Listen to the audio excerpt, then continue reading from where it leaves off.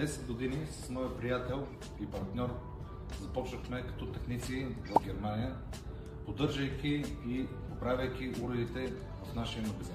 Решихме да се приберем в България и опитваме се да представим на българските клиенти немските уреди, които така правени и произведени за Германия. И поддържайки по същия начин България някакво качество. Ние с моят приятел създадохме Технодемарт.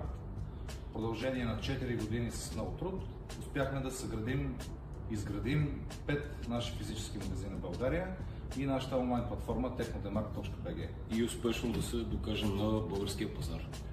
Разполагаме с един от най-добрите сервизи в България, твърда, като часта база, като време за реагиране, като обслужване.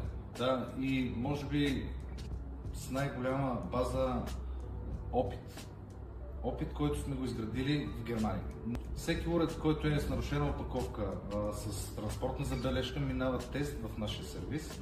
Разполагаме с 600 квадрата сервизна част с над 20 клетки, в които клетки всеки един уред минава тестовия период с специални амперметри, които ми отделяме време и внимание да видим дали всеки уред във всеки даден момент извършва това, което е зададено като програма, за да сме сигурни, че продуктът достигнал до вас, дали е онлайн поръчан, дали от физическия магазин, е на 100% работещ. Получавате 2 години гаранция.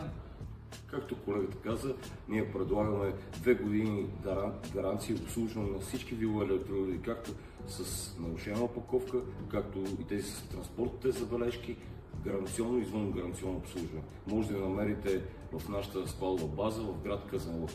Ако имате някакви допълнителни въпроси и запитвания, оставете коментари тук долу.